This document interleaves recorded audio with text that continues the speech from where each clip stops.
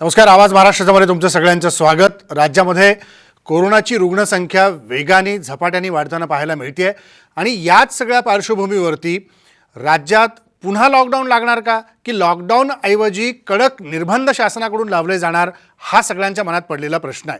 आणि याच पार्श्वभूमीवरती काल एक महत्त्वाची माहिती समोर अशी आली की वाढत्या रुग्णसंख्येमध्ये जे प्रमाण दिसतंय याच्यातलं बहुतांश प्रमाण हे 15 वर्षाखालील लहान मुलांचं आहे. त्यामुळे पालकांची एकीकडे चिंता वाढवणारी ही गोष्ट समोर येताना दिसते आणि अनेक वेळा निर्बंध घालून देखील नियम सांगून देखील जर लोक बेजबाबदारपणे वागत असतील तर याचा सामना करायचा कसा. परवाच्या दिवशीची गोष्ट अशी होती की सर्वाधिक लसीकरण राज्यामध्ये 3 लाख लोकांचं केलं गेलं. पण लसीकरण होतंय पण लस घेतली म्हणून दुसऱ्या दिवशी आपण सकाळपासून मास्क तोंडाचा काढायचा आणि तसंच उघड्या तोंडाने फिरायचं हे काही धाडस दाखवणारी आपल्यातली मंडळी आहेत ना, यांना कुठतरी आता बंधनं घालण्याची वेळ आलेली आहे. कारण यांच्यामुळंच या सगळ्या गोष्टी पुढे वाढत आहेत असा एका बाजूला आरोप होतो. या पार्श्वभूमीवरती आरोग्य खात्याची यंत्रणा कितपत सज्ज आहे. ज्या प्रकारे आरोग्य खात्याने गेल्या वर्षभराच्या काळामध्ये काम केलेलं होतं त्याच प्रमाणामध्ये आत्ता गेला मार्च संपला आणि आत्ताचा 21 मार्च सुरू झाला आहे 2021चा. याच्यात आरोग्य यंत्रणेने पुढचं पाऊल टाकण्यासाठी म्हणून काय उपाययोजना केलेल्या आहेत, बेड्स किती उपलब्ध आहेत, खाजगी रुग्णालयाच्या बेड्स घेण्यासाठी म्हणून काही शासन प्रयत्न करत आहे का. आणि नाशिकमध्ये झालेला प्रकार आपण पाहिला होता की बेड मिळत नाही आहे म्हणून कोरोनाचा रुग्ण नाशिक महापालिकेच्या आवारात बसला आणि दुसऱ्या दिवशी त्याला बेड विना उपचार मिळाले नाहीत म्हणून मृत्यूचा सामना करावा लागला. या सगळ्या पार्श्वभूमीवरती आपल्यासोबत बोलण्याकरता राज्याचे आरोग्यमंत्री राजेश टोपे आहेत थेट जालन्यावरून. टोपे साहेब, स्वागत आहे साम टी व्हीवर. मागेही आपण वेगवेगळ्या मुद्द्यावरती साम टी व्हीवर बोललेलो होतो पण आजची परिस्थिती ही खरंच बिकट आहे. प्रत्येक परिस्थितीचा सामना आरोग्यमंत्री म्हणून तुम्ही वेगळ्या पद्धतीने केलेला आहेच पण ही परिस्थिती आत्ताची आपण पाहिली. आवाज येतोय माझा टोपे साहेब?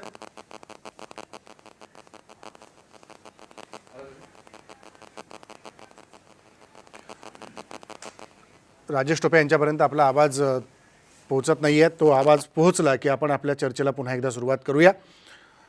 खरं तर राज्यामध्ये जी रुग्णसंख्या वाढताना दिसते, लसीकरणही वेगाने होत आहे, राज्यात चाचण्याही तितक्याच वेगाने होताना दिसत आहेत पण प्रत्यक्षामध्ये रुग्णांची संख्येतला जो आकडा आहे तो काही कमी होताना दिसत नाही. पुन्हा एकदा टोपे साहेब जोडले गेले. टोपे साहेब, मुद्दा हाच आहे, वाढती रुग्णसंख्या रोखण्याचं मोठं आव्हान राज्याच्या समोर आहे. जे दररोज वाढणारी 31-35 हजाराच्या दरम्यानली ही संख्या, कालची देशाची संख्या 87 हजाराच्या घरात गेली. राज्यातली त्याच्यात सर्वाधिक आकडेवारी आहे असं म्हटलं जात आहे. नेमकी परिस्थिती राज्याच्या समोर काय आहे आता?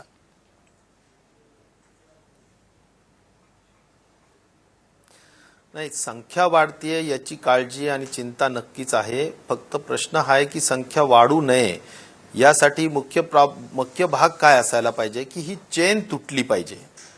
आता ह्या चेन तुटली पाहिजेचा अर्थ काय की संक्रमण थांबलं पाहिजे आणि संक्रमण थांबण्यासाठी लोकांनी सोशल डिस्टन्सेस फार स्ट्रिक्टली पाळलं पाहिजे आणि मास्क 100%च घातला पाहिजे. तर या सगळ्या शेवटी प्रसार कशामुळे होतो तर तुमच्या तोंडाच्या शिंतोड्यातूनच होतो. तो जर आपण मास्क वापरूनच ठेवला आणि सोशल डिस्टन्सिंग वापरले आणि हात वारंवार धुतले तर स्प्रेड थांबेल. आणि गर्दीच्या ठिकाणी आपण शक्यतो गर्दी होऊ नये या सगळ्या गोष्टी जर काळजी घेतली तर मला वाटतं की संक्रमण थांबवता येईल. आणि म्हणून या संक्रमण थांबवण्याच्यासाठी आता विविध जिल्ह्यांमध्ये आपण पाहतो आहोत की वेगवेगळे निर्बंध लावण्यात आलेले आहेत, राज्यभरात लावलेत. आत्ता जी व्हीसी चालू आहे माझी आणि माननीय मुख्यमंत्री महोदयांची सुद्धा, त्यातून मी हे तुम्हाला मधूनच आपली लाईव्हला वेळ दिल्यामुळे बोलतोय. त्यामध्ये सुद्धा जे नियमावली बनवली जाते ती हे निर्बंध पुढे अधिक स्ट्रिक्ट करण्याची बनवली जाते. म्हणजे अगदीच गर्दी होऊच नये यासाठीचे ज्या ज्या गोष्टी कराव्या लागतील त्या करण्याकडे आपला कल आहे. लॉकडाऊन नको परंतु निर्बंध खूपच कडक करण्याच्या संदर्भातले निर्णय आज अगदी बारकाईने सगळ्या गोष्टी त्याच्यामध्ये केले जात आहेत. सगळे सचिव महोदय आणि हेल्थचे आम्ही मिनिस्टर आणि सीएम साहेब बसून ह्या गोष्टी आम्ही त्याचं नियोजन करतोय. एखादा दिवसाच्या आत आम्ही त्याच्या बाबतीतली आणखीन एक नोटिफिकेशन त्यामध्ये जारी करू आणि ज्याच्यामध्ये मला वाटतं आपल्याला ही साखळी खऱ्या अर्थाने थांबवायची आहे, तोडायची आहे. हा सगळा त्यातला मुख्य मुद्दा आहे. तर आपली संख्या कमी होईल. हा झाला एक मार्ग, हा झाला पण एक मार्ग. टोपे साहेब, एक पण मुद्दा, दुसरा लॉकडाऊनच्या बद्दल तुम्ही आता चर्चा करताच आहात VC मध्ये. राज्यात लॉकडाऊन लागेल की निर्बंधच कडक करणार आहात? कारण लोकांच्या मनात प्रचंड शंका आहेत की लॉकडाऊन होणार आहे, मग आता आपल्याला हे करायला पाहिजे, म्हणून बाजारात गर्दी होतीये. लॉकडाऊन लागणार की नाही? तूर्त कुठल्याही परिस्थितीत निर्बंध कडक केले जाणार आहेत. म्हणजे लॉकडाऊन लागणार नाहीये असं आपण म्हणायचं. याचा अर्थच परंतु अनेक गोष्टींवर आता निर्बंध येतील. जिथे गर्दी होईल आणि अनावश्यक गर्दी होईल, ती गर्दी टाळता येऊ शकते. ती आज आवश्यक नाही तेवढी गडबड ती आज टाळू शकतो आपण. अशा सगळ्या गर्दीचे ठिकाणं 100% टाळले जातील. पण तिची चर्चा एक वेगळी सुरू आहे की सरकारमधल्या घटक पक्षांमध्ये लॉकडाऊन बाबतची एकवाक्यता नाही आहे. म्हणजे मुख्यमंत्री लॉकडाऊनच्या बाबतीत सकारात्मक आहेत, आपल्या पक्षातले नेते वेगवेगळे म्हणणं मांडतायत. आरोग्यमंत्री म्हणून तुमचं म्हणणं योग्य आहे की लॉकडाऊन लावलं पाहिजे. काँग्रेस म्हणते की केंद्राने लॉकडाऊन लावलं तर चालतो, मग राज्यातल्या मुख्यमंत्र्यांनी लावलं तर का नाही चालत? याच्यामुळं हा लॉकडाऊनचा संभ्रम निर्माण झालाय की त्याच्याऐवजी आपण कठोर निर्बंध करूयात या निर्णयाप्रत सरकार आलेलं आहे?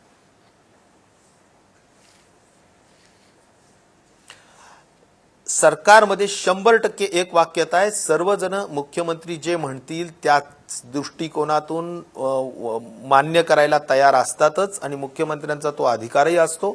मला वाटतं की आपल्या याच्यात लोकशाही पद्धतीनं चर्चा होते. ती चर्चा विविध मंत्री करत असतात, परंतु त्याच्यामध्ये वेगवेगळे म्हणजे त्याच्यात असं काही जे हिताचं आहे, महाराष्ट्राच्या हिताचं आहे, ते केलं जाईल. आज तूर्त चर्चा विचारविनिमय करून माननीय मुख्यमंत्री महोदय सुद्धा या बाबतीत चिंतित आहेत. कारण त्यांना काय वाटतं की ठीक आहे, आपण पाहिजे तेवढे बेड्स वाढवू, परंतु हॉस्पिटल्स कुठून, डॉक्टर्स कुठून आणायचे, नर्सेस कुठून आणायचे, हाही प्रश्न असतो. त्यामुळे जशी संख्या वाढतीये त्या पद्धतीनं संसाधनं सुद्धा आपल्याजवळ असले पाहिजेत. आणि जर ते नसले तर लॉकडाऊन आणावं लागेल, करावं लागेल. तर माझं म्हणणं एवढंच आहे की या सगळ्या गोष्टींच्या अनुषंगाने आपल्याला तयारी करून ठेवावी लागते. बारीक सगळ्या गोष्टींचं लक्ष करावं लागतं. त्याच्या बाबतीतलं सध्या चर्चा चालू आहे.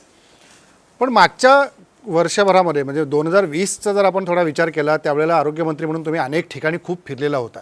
ती परिस्थिती तुम्ही पाहिली होती आणि त्यानंतरची आत्ताची परिस्थिती, किमान आरोग्य यंत्रणेला इथपर्यंत कॉन्फिडन्स आलेला आहे, विश्वास आलेला आहे की आपण उपचार उत्तम करू शकतो आणि डेथ रेट आपण कमी आणू शकतो याच्यातला. पण अशा परिस्थितीत जेव्हा आकडे वाढताना दिसत आहेत, आपण सगळं राजकारण बाजूला ठेवूया, पण आरोग्यमंत्री म्हणून राजेश टोपेंना काय वाटतं की याला लॉकडाऊन हा पर्याय आहे, तरच आपण साखळी तोडू शकतो? लॉकडाऊन केला पाहिजे की नाही? आरोग्यमंत्री म्हणून तुमचं वैयक्तिक मत काय?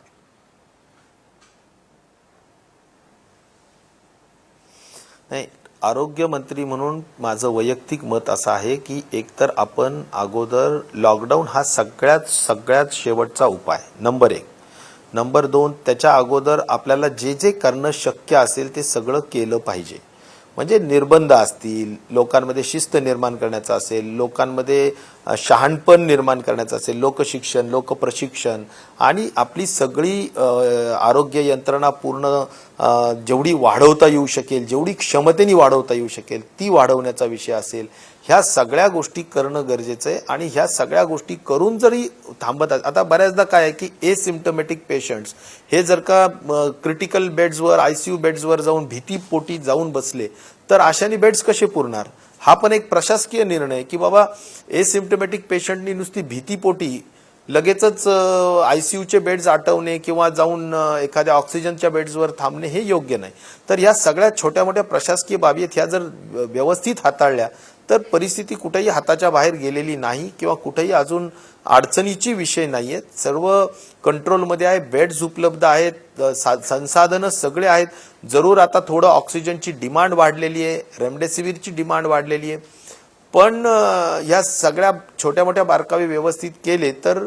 आणि मी नेहमी सांगतो लॉकडाऊन कधी असावा, लॉकडाऊनचा एक नियम आहे, तो जगामध्ये सगळ्याकडे ह्याच पद्धतीनं पाळला जातो की ज्या वेळेस समजा आपले 100 एकूण राज्यामध्ये 100 बेड आहेत आणि 100 बेडला लागणारे सगळे संसाधन आहे, डॉक्टर्स, औषधी वगैरे वगैरे, नर्सेस, पॅरामेडिक्स.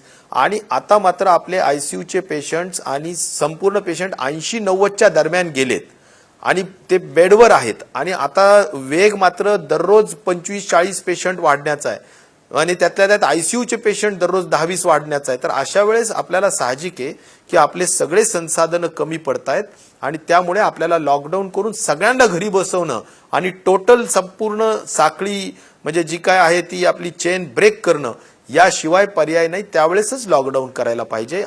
हा सर्वदूर नियम आहे. त्यामुळे आज आपल्याजवळ बेड्स उपलब्ध आहेत, हजारोनी बेड्स उपलब्ध आहेत, असा काही प्रॉब्लेम नाही. सीसीसीचे बेड्स आहेत, डीसीएचसीचे आहेत, व्हेंटिलेटर्स आहेत, अडचण तशी नाहीये. पण संख्या वाढती याची काळजी जरूर आहे. नाही, बिलकुल संख्या वाढती याची काळजी आहे आणि तुम्ही ती वारंवार बैठकीमध्ये उपस्थितही करता आहात. पण बेडची संख्या तुम्ही म्हणताय उपलब्ध आहे, व्यवस्थित आहे. जर ती परिस्थिती असेल तर मग नाशिकमध्ये जो प्रकार काल घडला की नाशिकमध्ये बेड नाही आहे म्हणून कोरोनाचा पेशंट ऑक्सिजनच्या सिलेंडरसहित तोंडाला मास्क लावून कॉर्पोरेशनच्या बिल्डिंगमध्ये येऊन बसला, त्याला बेड उपलब्ध झाला नाही, शेवटी त्याचा मृत्यू झाला. मग हा बेजबाबदारपणा कोणाचा म्हणायचा? आणि खरंच बेडची संख्या उपलब्ध आहे याला आपल्याला कसं काय जोडायचं? हा ज्यांनी नाही, एक आहे की आपण जर बघितलं सर्व एखाद्या जिल्ह्यामध्ये एखाद्या विशिष्ट हॉस्पिटलमध्ये आता बेडच्या अडचणी आहेत, नाही असं नाही. मी म्हणत नाही की एकदमच संपूर्ण सर्वच ठिकाणी आलबेल व्यवस्था आहे असंही मी म्हणत नाही. काही विशिष्ट जिल्ह्यामध्ये पण काही एखाद्या हॉस्पिटलमध्ये अडचण असू शकते, पण त्याच्यातही नियोजन. आता व्हेंटिलेटर्स कितीतरी, मी नाशिकला आज भुजबळ साहेबांचा फोन होता मला, अतिशय मी सविस्तर बोललो. तर मोठ्या पद्धतीनं तिथे व्हेंटिलेटर्स उपलब्ध आहेत, फिजिशियन्स आहेत, तिथं मोठं मेडिकल हब आहे ते सगळं, तसा काही प्रॉब्लेम नाही आहे. पण त्या नेमकं महानगरपालिकेच्या रुग्णालयामध्ये ती अडचण कशी आली, काय आली, या बाबतीतली आम्ही चौकशी पण करतोय की असं काही होण्याचं काही कारण नाही आहे आणि अशी होऊ देणार नाहीत याची पण आपण दक्षता घेतो आहोत. याच्यामध्ये एक दुसरा प्रकार टोपेसाहेब समोर येतोय की जो काल परवा ऐकण्यात आला, पाहण्यात पण आला की जे नवे पेशंट्स आत्ता कोरोनाचे सापडत आहेत ह्याच्यामध्ये सर्वाधिक संख्या ही साधारणतः 15 वर्षाखालील मुलांची आहे, लहान मुलांची आहे. त्यामुळं पालकांची चिंता एकीकडे वाढवणारी ही गोष्ट आहे. तर याला आपण कंट्रोल कसं करणार? याला नियंत्रणात आणण्यासाठी म्हणून आपल्याला उपचार पद्धती बदलावी लागेल, नव्याने काही गोष्टी बदलाव्या लागतील, टेस्टिंग लहान मुलांचं अधिक प्रमाणात वाढवावं लागेल. काय करावं लागणार नेमकं?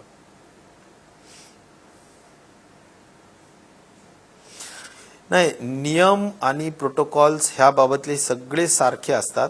एक नक्कीच आहे की पेशंटची संख्या थोडी वाढली, एकदम नाही वाढली, कारण त्या गटामध्ये शक्यतो फार वाढत नाहीत.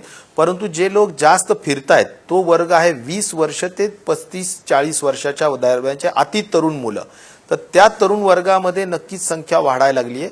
परंतु बालकांमध्ये संख्या नक्कीच थोडीफार, आता घरात सगळ्यांमध्ये इन्फेक्शन झालं तर लहान बालकांना सुद्धा प्रमाण असतं, नाही होत नाही असं नाही. पण त्यांची ट्रीटमेंट जी आहे ती याच पद्धतीची असते. ते लवकर बरे होतात, त्यांचा कधीही त्यांची इम्युनिटीही चाही एक भाग असतो आणि मला वाटत नाही की त्यांची काळजीचा विषय. कारण कालच मी डॉक्टर व्यासांशी ह्या बाबतीत खूप सविस्तर चर्चा केली. परंतु एसिम्प्टमॅटिक आहेत हे सगळे लहान लहान मुलं, एसिम्प्टमॅटिक आहेत. त्यांना कुठेही क्रिटिकल किंवा सिव्हिअर झालेत, आयसीयू लागलाय, ऑक्सिजन लागलाय असा एकही पेशंट नाही. याच्यात जेव्हा निर्बंधांचा विचार येतो तेव्हा लोकांच्या मनामध्ये अनेक प्रश्न उपस्थित होत आहेत. ते असे आहेत की मागच्या वेळेला अचानक लॉकडाऊन लागला, जिकडे तिकडे लोक अडकून पडले, त्यांना रस्त्याने वाहतूकही करता आली नाही, किंबहुना खाजगी गाड्या घेऊन घरापर्यंतही पोहोचता आलं नाही. तर असे काही निर्बंधाचे नियम आपण त्यात कठोर करणार आहोत की सार्वजनिक वाहतुकीने जाता येईल की नाही, एसटीची वाहतूक चालू राहील की नाही, लोकल सेवा चालू राहील की नाही, लोकल सेवेमध्ये कुणाला नेमका प्रवेश असेल, अशा असंख्य प्रश्न सगळ्यांच्या मनामध्ये आहेत. तर त्याच्या बाबतीत सरकार काय नेमका विचार करतंय? नाही, निश्चित आपला हा प्रश्न अतिशय बरोबर आहे, कारण आपण लोकांच्या मनातले प्रश्न विचारतायत. तर एक नक्की आहे की सरकार एक जबाबदारीनं काम करत आहे. असं नाही की अचानकपणे काही लॉकडाऊन लागला जाईल. कुठल्याही लॉकडाऊन लावण्याची परिस्थिती निर्माणच झाली तर त्याला काही अवधी दिली जाते, काही आधी त्याच्या बाबतीतल्या काही पूर्वसूचना दिल्या जातात की अशा अशा गोष्टी आम्ही करणार आहोत आणि त्याच्या बाबतीत पूर्ण लोकांना लोकांना तयारी करता यावी आणि त्यांच्या ज्या काही गोष्टी आहेत त्यांच्यासाठी ते सावध असावेत, या सगळ्याच गोष्टींसाठीची व्यवस्था करूनच नंतर तो निर्णय घेतला जातो. पण त्याच्यासाठी प्रॉपर अभ्यास करणं किंवा त्याच्या परिणामाच्या बाबतीतले अगोदर त्याची कसे परिणाम होतील त्या बाबतीतला सुद्धा सगळ्यांचा एक वेगवेगळा व्ह्यूज घेणं हे सुद्धा तेवढीच महत्वाची गरज असते. आणि तो विषय सध्या आपला चालू आहे की बाबा काय काय आता सुद्धा सगळ्या अधिकाऱ्यांकडून तेच चाललंय किंवा कुठे कुठे आपल्याला काय करता येईल, गर्दी कशी टाळता येईल.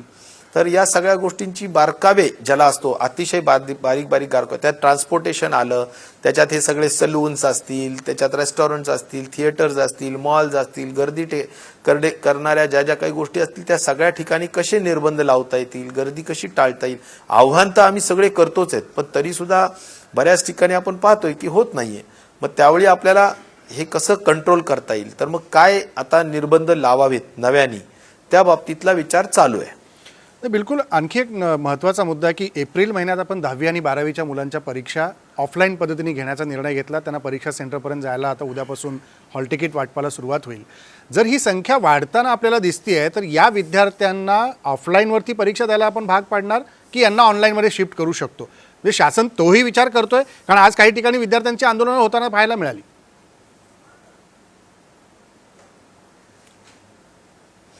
नाही, हे बरोबर आहे की तामिळनाडूमध्ये हे बऱ्यापैकी म्हणजे त्यांनी रिस्क घेतली नाही आणि एक्झाम्स त्यांनी वेगळ्या पद्धतीने घेतल्या, म्हणजे घरीच त्यांनी ट्युटोरियल्स देऊन काहीतरी घेतलेल्या दिसत आहेत.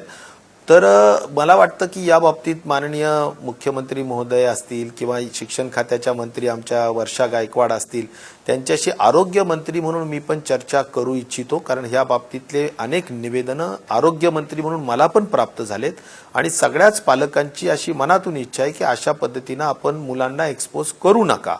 तर आता त्या बाबतीतला विचार आपण करूया आणि विचाराअंती नंतर निर्णय घेऊ. कारण मला वाटतं की 23 तारखेला मार्च पासून 23 एप्रिल पासून मला वाटतं 10वीची परीक्षा आहे आणि त्या बाबतीतली आपण आतापासून चर्चा करून योग्य तो काय बदल करता येईल ते बघू. निश्चितपणे जेव्हा 10 टॉप 10 जिल्हे देशातले केंद्र सरकारने जाहीर केले त्याच्यात महाराष्ट्रातले 8 जिल्हे आहेत, मराठवाड्यातले काही जिल्हे त्याच्यामध्ये आहेत, पुणे 1 नंबरवरती त्यात आहे. फक्त इतर राज्यातले 2 जिल्हे येत आहेत, एक बंगळुरू सिटी आणि दिल्ली. हे वगळता सर्वाधिक जिल्हे हे महाराष्ट्रातले आहेत, 8 जिल्हे जे धोकादायक म्हणून व्यक्त केले गेले आहेत, संवेदनशील म्हणून व्यक्त केले गेलेले आहेत. तर इथे आपण काय काळजी घेतोय, आता या जिल्ह्यांमध्ये काय काळजी घेतोय?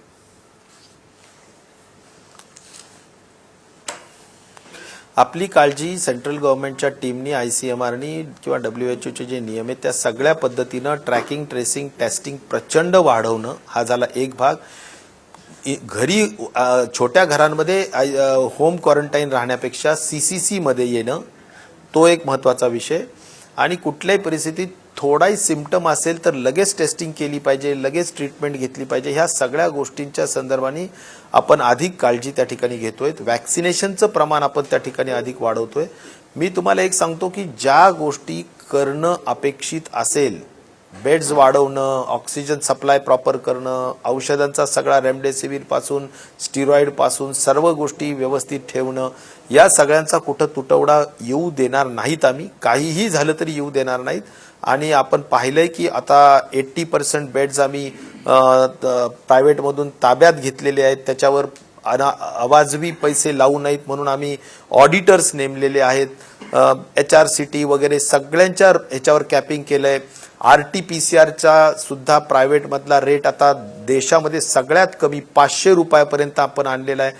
जनतेची काळजी घेण्याचं पूर्ण काम केलं जात आहे आणि पारदर्शक आणि अत्यंत प्रामाणिक असाच संपूर्ण व्यवहार, म्हणजे या सगळ्या कारभार ज्याला म्हणू आपण की बाबा कुठेही लपवालपवी नाही. जर पॉझिटिव्ह पेशंट असेल तर तो ICMR वर पॉझिटिव्हच जातो, मृत्यू झाला असेल तर तो कोविड मृत्यू म्हणूनच जातो. मला एक प्रश्न पडतो, म्हणजे मला तुम्हालाही प्रश्न विचारायचा आहे की खरोखर आता एवढ्या मोठ्या मोठ्या निवडणुका चालू आहेत, आपण पाहतो टीव्ही मध्येच तुम्हीच लोक दाखवता, कुठेही मास्क नाहीत, हजारोच्या संख्येने रॅली चालू आहेत, काही ठिकाणी IPLs चालू आहेत. तर या ठिकाणी का कोरोना काय फक्त कोरोनाला फक्त महाराष्ट्रच आवडतो आणि इतर राज्य आवडत नाहीत असा काही प्रकार आहे का?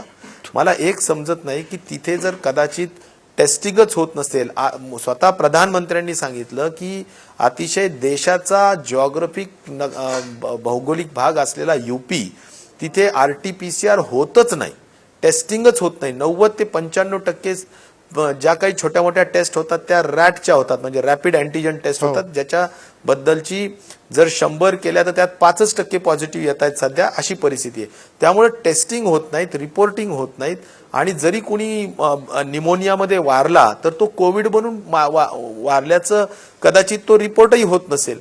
असं एक माझं, म्हणजे मी काही कुणावर हेतू आरोप नाही करत, परंतु हे असं कसं होऊ शकतं, साधारण परिस्थिती आपण लक्षात घेतली पाहिजे. आपल्याकडे हेल्थच्या सगळ्या फॅसिलिटीज आहेत. आज मी नाही, खरं आहे, पण वॅक्सिनेशनच्या तरी- बाबतीत तरी सांगेन आता तुम्हाला की महाराष्ट्रात संख्या अक्षरशः वाढतीच आहे. वॅक्सिनेशनमध्ये हे- आता 65 लाखाच्या वर आपण. नाही, बरोबर आहे टोपे साहेब, तरी महाराष्ट्रात संख्या वाढते हे वास्तव आहे. एक मुद्दा निश्चितपणे पुन्हा एकदा येतो समोर की औरंगाबादमधली ही संख्या वाढत असताना मोठी रुग्णसंख्या, औरंगाबादमध्ये लॉकडाऊन जाहीर केला गेला. 8 दिवसासाठी औरंगाबाद जिल्हा पूर्णपणे लॉकडाऊन असेल, आणि नंतर अचानक सकाळी लॉकडाऊनचा निर्णय बदलला गेला. तो याला आपण काय म्हणायचं की एकीकडं प्रशासकीय राजकीय नेते किंवा मंत्री म्हणून आपल्या सगळ्यांना वाटतं की नाही हे लॉकडाऊन केलं तर ही चेन तुटू शकते, आणि दुसरीकडे प्रशासकीय अधिकाऱ्यांमध्ये एक वाक्यता नाही आहे म्हणून हे परत लॉकडाऊन लावायचा, परत मागे घ्यायचा, असं काहीतरी चित्र आहे. कारण ही चर्चा अशी होते वाईट बाहेर. नाही, आपलं म्हणणं हे बरोबर आहे, परंतु एक आहे की त्या दिवशी, त्याच्या आदल्या दिवशीच माझं आणि माननीय मुख्यमंत्री महोदयांचं फार सविस्तर चर्चा झाली, आणि मी त्यांना एकच सांगितलं की साहेब, काही जिल्ह्यांमध्ये 5 दिवस, काही जिल्ह्यांमध्ये 8 दिवस, काही 10 दिवस, काही 15 दिवस, असे वेगवेगळ्या जिल्ह्यांमध्ये वेगवेगळ्या गोष्टी आपण जर का चेन ब्रेकिंगसाठी लावलं तर हे बरोबर नाही. मग आम्ही VC मध्ये सुद्धा सांगितलं की यात एक वाक्यताच असली पाहिजे, आणि करायचं असेल तर त्याची पूर्व परवानगी घेऊन ठरावं. आणि त्यानंतर मग माननीय मुख्यमंत्र्यांनी सुद्धा चीफ सेक्रेटरीला आदेश दिले की कोणत्याही जिल्ह्यातला परस्पर लॉकडाऊन लागताच कामा नये, त्याच्या बाबतीतली पूर्ण अहवाल प्राप्त करून त्याच्यावर विचार विनिमय करून वरिष्ठ स्तरावरून त्याचे आदेश झाले पाहिजे, नंतर त्या जिल्ह्यामध्ये आपण लॉकडाऊन लावण्याचा निर्णय घेऊया. त्यामुळे प्रत्येक जिल्ह्यामध्ये प्रत्येक जण लावल्या जात होता, तर तो विषय माननीय मुख्यमंत्री महोदयांनी त्यांच्या स्तरावर अशा पद्धतीच्या आमच्या सगळ्या चर्चेच्या नंतर तो थांबवण्यात आला. आणि कदाचित तेच कारण असेल की जे त्यांनी हे जे पुढे गेले होते त्यांना मुख्यमंत्री कार्यालयातून मग ते थांबवण्यात आलं. आम्ही त्याच्या आदल्या दिवशी ह्या सगळ्या गोष्टी चर्चा केल्या होत्या. दुसऱ्या बाजूला एक मुद्दा, 2 प्रश्न शेवटचे, कारण तुमचा वेळ जास्त मी घेणार नाही. टेस्टिंगच्या बाबतीमध्ये जर आपण विचार केला तर जी काही राज्यातली गरीब जनता आहे, ज्यांना ह्या टेस्टिंगचा खर्चच मुळात परवडणारा नाही आहे, आणि त्यांच्या जर पेशंट्स सापडायला लागले आणि आपण त्यांना म्हटलं की नाही तुमच्या टेस्टिंग केल्या पाहिजे, तुम्ही प्रायव्हेट लॅब्समध्ये गेला पाहिजे, काही सरकारी हॉस्पिटल्समध्ये वेळा ठरवलेल्या असतात, त्या वेळानंतर पुढच्या त्यांच्या टेस्टिंग होत नाहीत, तोपर्यंत दुसऱ्या दिवसाची वाट त्यांना पाहावी लागते. अशा वेळेला त्यांचा खर्च हा कसा आपण सोसणार? त्यांना त्याच्यामध्ये काय सूट देणार का? त्याच्यामध्ये त्यांना आपण काही वेगळी व्यवस्था करून देणार आहोत का?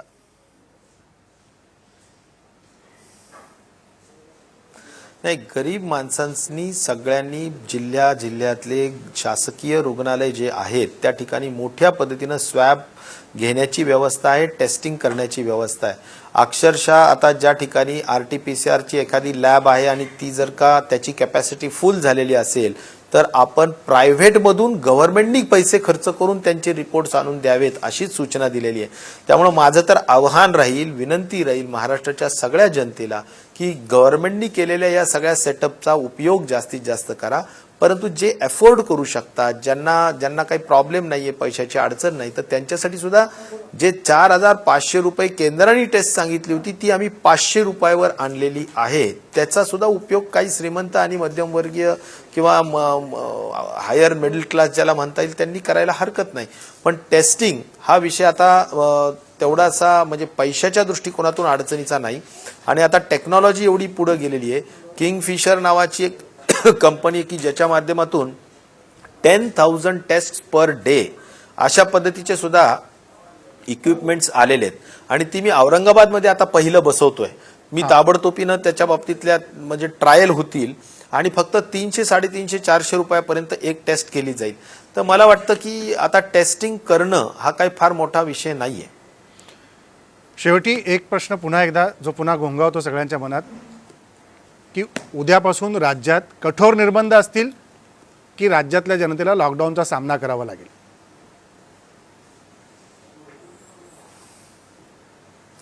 तूर्त काही दिवस कठोर निर्णयच असतील असं माझं स्वतःचं वैयक्तिक मत आहे.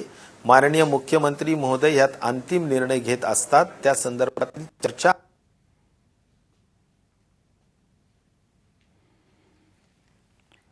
बरोबर आहे. आपण बघतो की आता राजेश टोपे राज्याचे आरोग्यमंत्री आता आपल्यासोबत होते आणि ते सांगत होते की राज्यामध्ये आत्ता तरी लॉकडाऊन होणार नाही, मात्र निर्बंध हे कठोर असतील आणि या कठोर निर्बंधाचा सामना जनतेने नियमांची अंमलबजावणी आपल्या पातळीवरती ही कडक करून पाळली तरच आपण ही चेन ब्रेक करू शकतो. धन्यवाद राजेश टोपे साहेब, तुम्ही आलात आणि साम टी व्हीवरती ही सविस्तर मुलाखत दिलीत आणि लोकांच्या मनातल्या प्रत्येक प्रश्नांची उत्तरं दिलीत त्याबद्दल. रात्री याच्यातनं काय संचारबंदी लागू होऊ शकते, दिवसा काय वेळाला आपल्याला जमावबंदीचा सामना करावा लागू शकतो, अनेक प्रश्न तुमच्या मनात असतील, पण ह्या सगळ्या गोष्टी नागरिक म्हणून जबाबदारीने आपण पाळल्या तर नवीन रुग्णसंख्येमध्ये भर घालणाऱ्यात आपली भर पडणार नाही याची मात्र काळजी प्रत्येकाला घ्यायची. इथंच थांबू. नमस्कार.